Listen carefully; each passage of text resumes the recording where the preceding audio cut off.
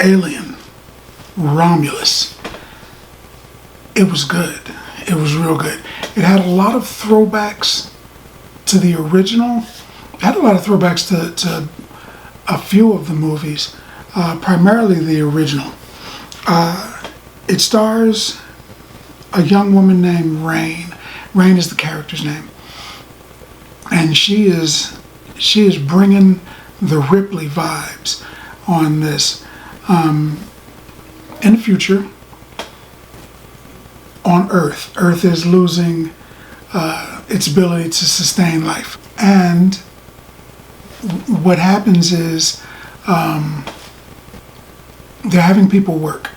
And it reminded me of the games, the Roman games, the gladiator games. If you fought long enough and hard enough and you won enough fights, you would be given your freedom.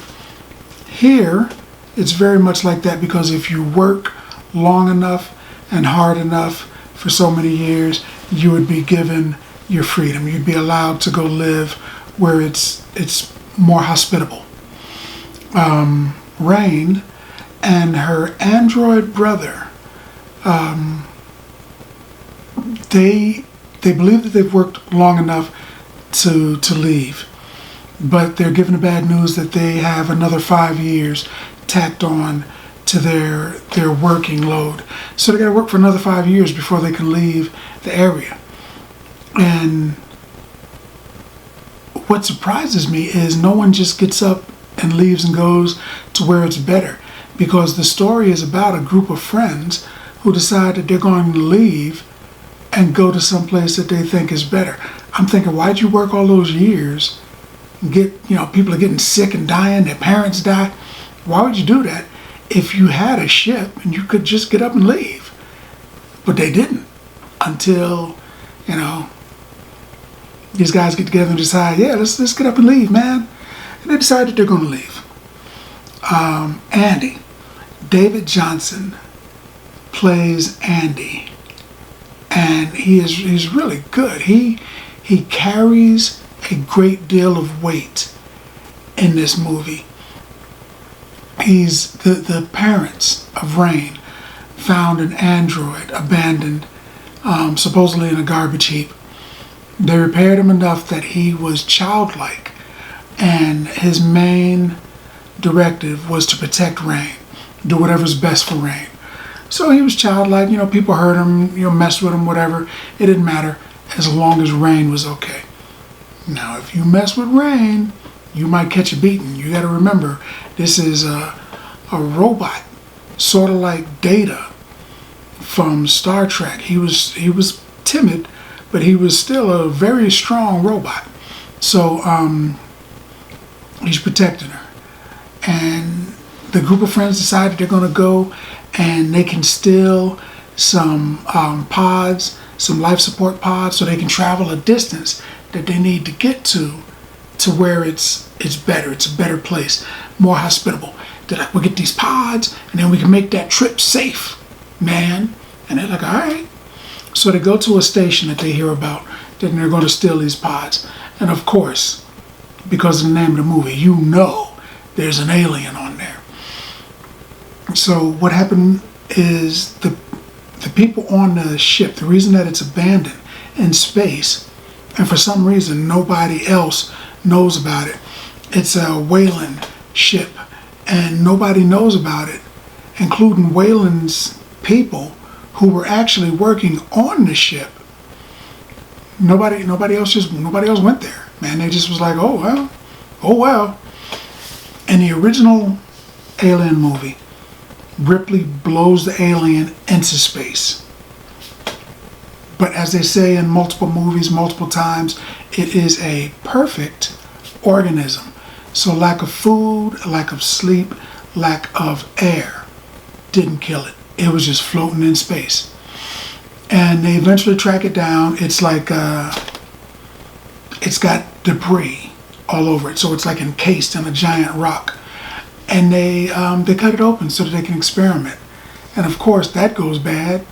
Why would you do that, man? What's that? Oh, that's the Frankenstein monster. hey, you know what would be a good idea? Let's put some electricity in those little bolts on his head and see what happens. Hey, that's not a good idea, man. You don't bring the monster back. Hey, let's have a seance. Let's go out to the graveyard and make a seance. You don't do that, man. Hey, you know, Billy went into that house. Let's go check on him. Nobody turned the lights on. Let's just walk through the dark house. And first, let's check the basement. Call Billy's name. If he doesn't answer, let's just walk down the stairs. Don't do that, man. There are tropes in horror movies that people, the villain, the axe murderer, he can only walk. We should run and continue to look at him as we run so that we definitely trip over something so he can catch us with his walking butt. It's a trope. Don't do that, man. There's things that happen in the movies, especially horror movies, action movies too, but especially horror movies, that people just keep doing for some reason. I'm like, why would you do that? You found the alien that you know killed just about everybody on the last ship. You found the alien that the Weyland Corporation knows is a so-called perfect organism whose one function is to kill everything it runs into. But you're going to go catch it and free it from the rock that it's embedded in. Yeah, nothing bad's going to happen with that. So they end up on this ship. They don't know about the alien and the multitude of face huggers that's running around. They don't know about it. But they end up on there trying to get the life pod so that they can go find a better life. And of course, they do not get that.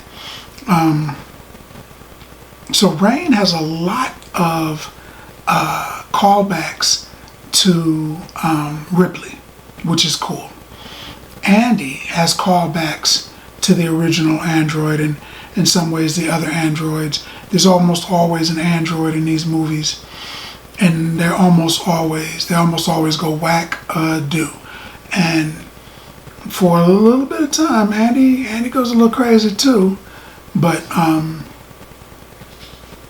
it's a good movie, man. It's got some good jump scares. You know, I mean, there's moments when you're looking at the movie and you're like, up, and you're expecting, the monster to jump out, and it didn't. And then there's times when you're not expecting nothing, and all of a sudden you turn around and it's like, it's right in your face. So the jump scares were good. The callbacks to the other movies were good.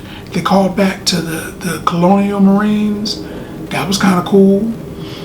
They had a lot of really good things. They introduced a lot of new things, and new concepts, new ideas. From what I understand, this is kind of a standalone movie. It's not really a sequel, a prequel, and it doesn't. They're not going to have there's Romulus.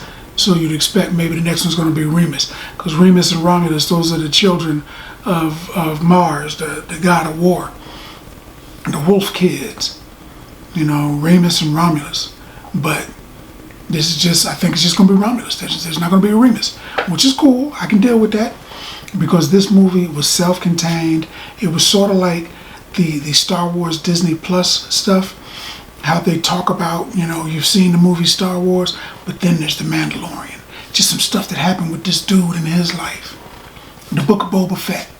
Stuff that happened with that dude in his life. Doesn't really have a lot to do with the whole, Star Wars whole trilogy and movies and series and cartoons and books. Just a little pocket story. It's kind of like what this is. Just a little pocket story. So I can deal with that. And in fact, it wouldn't be bad if they did a couple of pocket stories. I'd even watch a TV series, if it's done right. The alien, the xenomorph, is one of, it's got to be in the top 5, maybe the top 10, but definitely in the top 10, maybe the top 5 all-time horror movie monsters. That alone should give you enough to do a TV series. I'd watch it, but this movie was really good. I really enjoyed Andy's character. Rain's character, was just giving me all kinds of Ripley, and I liked it. There's something that I'm curious about. One of the aliens, one of the xenomorphs, because the xenomorph, the face hugger grabs somebody. I'm not talking about like the deacons or the other ones, the spin-off xenomorph type creatures. The traditional xenomorph, the face hugger grabs you, it impregnates you, and then out comes a creature similar but different than your own. When the face hugger got a hold of a human, it came out with, standing up on two legs. It was bipedal, had arms and legs. When the face hugger grabbed a hold of a yautja, the predator, it had mandibles, and it had the dreads. It looked like a mix between the two. In this movie, the xenomorph grabs someone and creates a creature that looks, to me, an awful lot like an engineer. It looked like, what if a xenomorph grabbed an engineer? It had the smooth skin, the bald head, the look on its face, the aggression that it showed took me back to the Alien movie where they originally meet an engineer, and the robot's like, yeah, I need to call you, he's coming for you, and it busts in. That anger and that aggression and the way he went after her reminded me a lot of one of the metamorphic type xenomorph creatures, and it looked an awful lot like an engineer. They had to have done that. When they were sitting down there writing, they were like, what's this creature gonna look like? And somebody was like, a dragon. No, a puppy. Make it look like a cartoon character. Somebody sitting in the room said, no, we're going to make it look like an engineer. Somebody came up with that idea. It didn't just happen. The special effects guy didn't do it on his own. And even if he did do it on his own, somebody had to approve it. Somebody looked at it and I was like, yeah, that's hot. Let's go with that. It looked like an engineer. And there's got to be a backstory to that. There's got to be more to that. I don't know. But there's got to be more to that. But this was a good movie. It was a solid movie.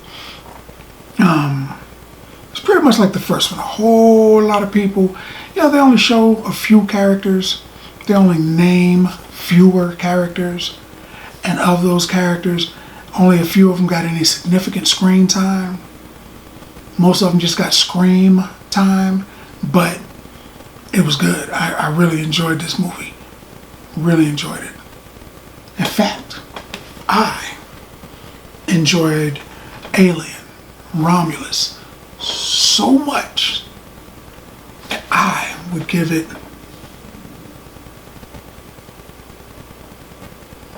some people are going to debate this, but I'm telling you what I think. I would give this movie 9 bags of popcorn. 9 bags of popcorn. Because that's what I think about that. More importantly, what do you think about that? Now, if you've seen the video, let's talk about it in the comments. And as always, if you like the video, if you like the content, subscribe. And then like.